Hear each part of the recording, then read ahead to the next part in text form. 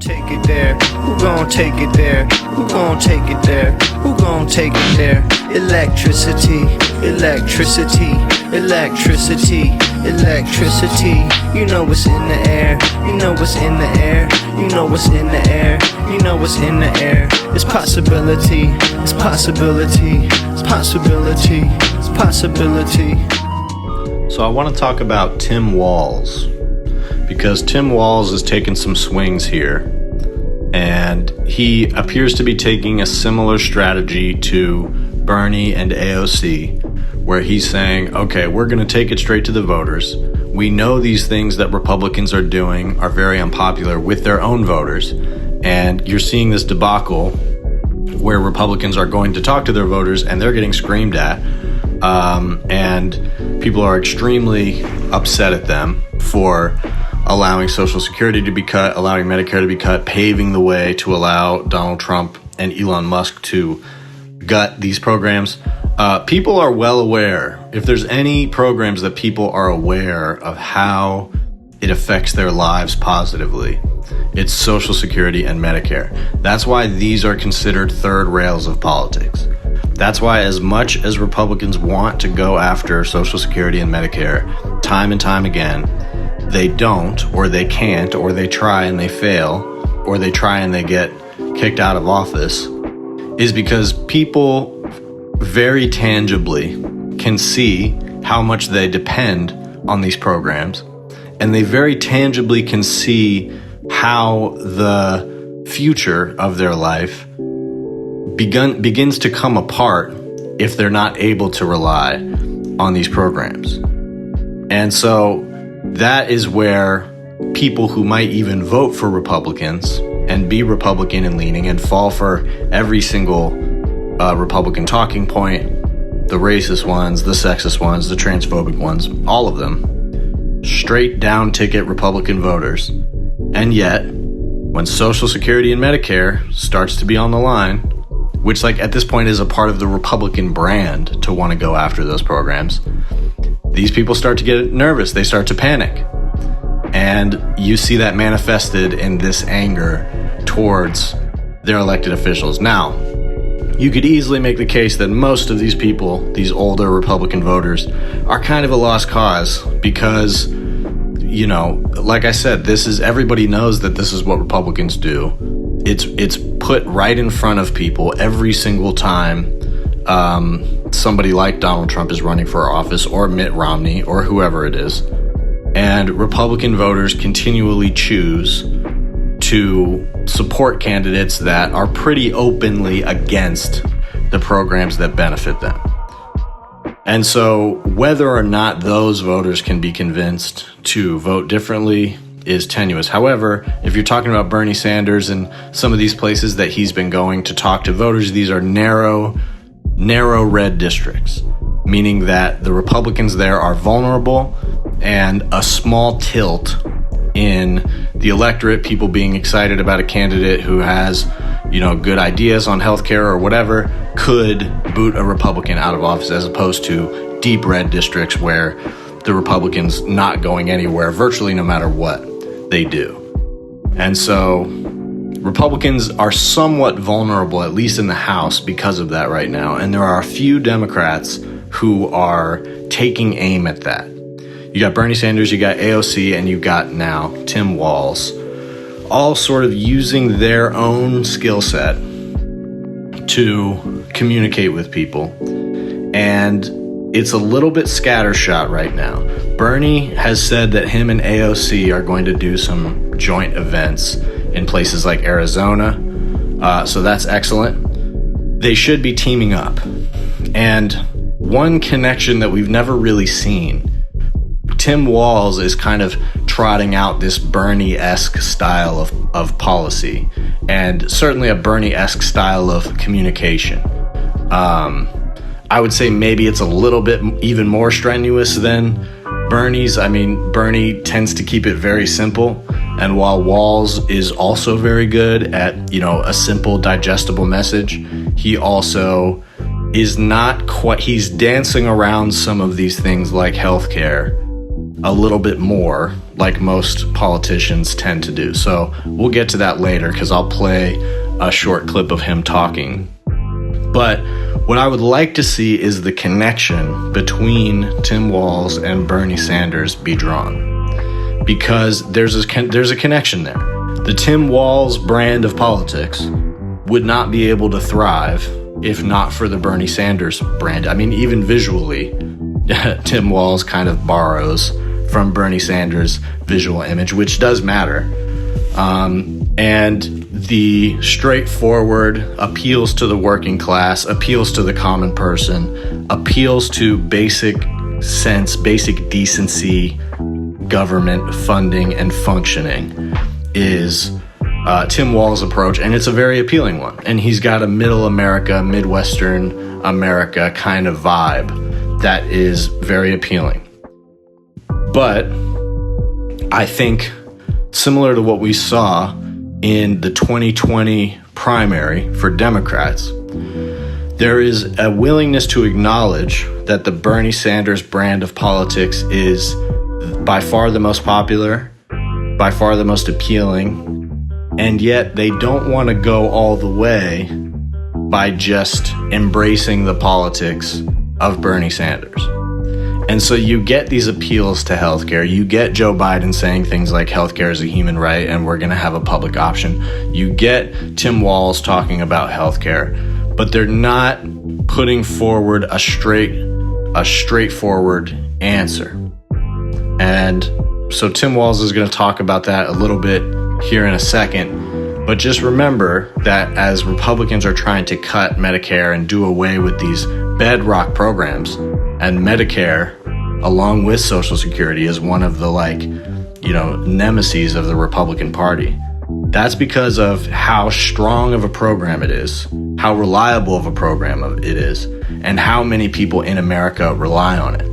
And Medicare for All is the idea of expanding that program to cover everybody. You expand it in stages to reach more and more people, starting with different age caps for seniors, and then you go down the line and provide coverage to more and more people until everybody's covered. This is an expansion of an existing program. That's Medicare for All.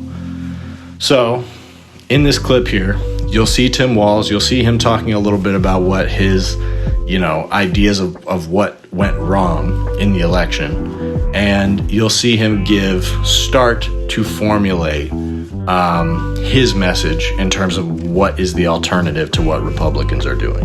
But this issue around healthcare and the issue around Medicare and the things we're talking about, we've got people now that are exactly like this story, worried about basic human right of healthcare and decency in their life. And I own this. The idea that millions of people stayed home because they didn't think there was any difference between Donald Trump, Kamala Harris, and myself on the ticket, they didn't think that, and we need to acknowledge that. I think one of the reasons is that when Democrats have been in power, we've been timid about passing things that make a difference on their lives. And why do we have citizens that are in this situation? Why are we at that point when we are the richest nation on earth and yet our outcomes are 41st and we spend twice as much as any nation next to us? We should demand a redo of this system in a way that makes a difference on that, because I think it's very hard that we have to win elections, but good politics follows good policy. And the ACA was an improvement, but let's be honest, the ACA is still a pain in the ass to get things paid, to get things done. It's important protection like pre-existing conditions, but it's still too expensive. And so what I would say to you is, we need to tell your son that we need a healthcare system that he doesn't have to worry that one election could throw him out and into the streets, that one election could make a difference. So here Tim Walz is saying that he takes ownership of the loss of the election. He's been getting a lot of coverage for saying that. And that's well and good. I mean, I think that must be part of the appeal that comes from Tim Walz, is that he seems to be relatively self-aware And so maybe that's how he is able to come off like a normal person rather than a politician, is because he doesn't have that tunnel vision thing that politicians get. So he's able to see the landscape here in a way that other Democrats aren't, because they're in tunnel vision mode and they're in protect their interests mode. And Tim Walz is too. Let's be clear. This guy is a part of the Democratic Party. He's got a pretty good record as governor. But when it comes to, his overall politics, there are some concerns there. As governor in Minnesota, when the Black Lives Matter protests broke out in 2020, he squashed those protests. He sent the National Guard in, which was appropriated by Trump. And he acquiesced to that pressure. I believe at the time Trump praised him, said he did a great job. So that's something to think about here. When we're talking about the answer to Trump's fascism, the answer to the Black Lives Matter uprising in Minnesota in 2020 from Tim Walz was to collaborate with Trump's administration to crush that particular protest. And then obviously the protests continued on after that. But it was one of the demonstrations of force that we saw from the Trump administration delegated downward during that period. And Tim Walz did participate in that. So I only belabor that because it's important to remember. And I think there's going to be a lot of people in the base and maybe even a lot of people in the media who embrace Tim Walz because he seems like a viable candidate. He's speaking a very similar message to Bernie Sanders' incredibly popular message, and he's doing it in a way that's getting people's attention and that people find appealing. So chances are very good because he also does not seem to have as much bad will with the Democratic Party as Bernie Sanders does. But that's almost part of the concern, isn't it? Like, the guy seems to talk most of the right talk. He was a part of the Harris campaign, which not only was a failure, but took horribly wrong stances on certain things like Israel and Gaza, completely failed to differentiate herself from the Biden administration when it came to Gaza. And in my opinion, that's a major thing that cost her the election. So here in this clip, you kind of see Tim on the verge of recognizing that. He doesn't name Israel and Gaza, and in fact, he's talking more about, national programs. But if you're talking about one thing that they failed to mount a message on, that they failed to meet the moment with, that could have continued to keep the narrative very positive among the Democratic base when it comes to Harris and Walz, it was the issue of Gaza. If she had differentiated herself from Biden on that, I think it could have carried their campaign a lot farther. That's just my opinion. And so we don't see Tim Walz acknowledging that here, but his acknowledgement of their failure to meet the moment in various ways, to me, tells me that he might have that type of self-awareness where he could see that.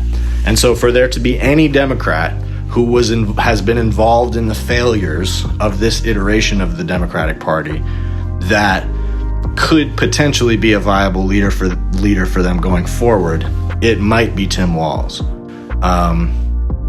And we'll see. But the lack of specification on healthcare is also an issue because he's doing what a lot of Democrats have done here. And he's pretty adept at it, and he's got a very believable tone. And so it can be a little hard to detect the fact that he's basically talking about healthcare in the way that every other Democrat talks about healthcare, which is to acknowledge that there's a problem. But and he even acknowledges that there are serious flaws in the Affordable Care Act, like that it ends up being too expensive for not that much care, not that much coverage on the part of the average person. It doesn't solve the problem, but it does affect people's pockets. That's like not a great look for a policy.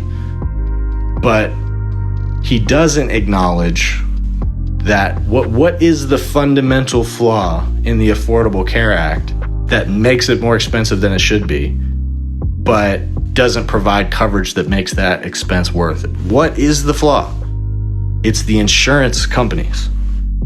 The Affordable Care Act essentially codifies insurance, private insurance, to make it compulsory that jobs provide healthcare to people. And there are many people who are covered under that. But that reliance on private insurance, that is a compromise that Obama did with the Mitt Romney right wing. In fact, that healthcare plan was written by Mitt Romney. And so that was a compromise plan. That was a solution. And the reason it didn't work is because it tried to incorporate private business interests in a way that just ended up inflating the price. Because the price gets passed on to the consumer, and that's what capitalists do when they have the consumer by the balls like that, especially with something essential like food or housing or healthcare. They know that they can charge as much as they want, and so that's what they do. And so codifying that relationship, that consumer relationship between insurance and insuree, that has been what's led to the failure of the American healthcare system. And to be fair, it's not like it was in great shape before that. It's not like, the Affordable Care Act ruined America's healthcare. It was an attempt to take things in the right direction. But the step that was missed was the fact that legislating private insurance companies into the solution made it so that their profit motive is what everybody is dependent on for their insurance, for their healthcare coverage. So you've put this middleman into the equation, and the middleman's job is to make a profit. And that's a problem when it comes to the government providing a service. And so this is a solution that exists instead of the government providing a solution. Instead of universal health care, instead of a public option, we get the Affordable Care Act. And that's why it doesn't work. And so if Tim Walz, it's great what he's saying here, and I want to see him link up with AOC and Bernie. I want to see a unified front that is doing this kind of rabble-rousing across the country, getting people talking about these economic issues. That was the best thing that Bernie Sanders did, was he got people talking about stuff like Medicare for all. And that's still resonating till today. So they need to team up. They need to get in lockstep with the message. These are three of the most powerful messages in politics, definitely in the Democratic Party. There's nobody at all in the Democratic Party who rivals the voice that those three have. Even people like Kamala Harris or Barack Obama, they're not in the public eye. They're not going and talking to people like that. They're not in touch in this same way. And so they need to get a united front going. They need to get a common message going, and they need to unite that message around simple, basic, actionable policies like Medicare for all, which, by the way, if the conditions are right, even Donald Trump and the Republicans could be forced to institute if the conditions are right. So let's hope we can get some kind of semblance of a coalition together that can push for things like this. But unless Tim Walz is willing to embrace that specific language and a very specific plan or something better, then it's just more talk for now. If you like this video, please like and subscribe. And if you really want to support, consider becoming a member. That's the best way to support this channel. I'm going to be posting all kinds of stuff there, like exclusive songs, exclusive podcasts, book reviews, movie reviews. If you like the beats that play in the back of these podcasts, all of that's going to be posted there and more. If there's other ideas that you have for exclusive content that you'd like to see, let me know and we'll try some things out.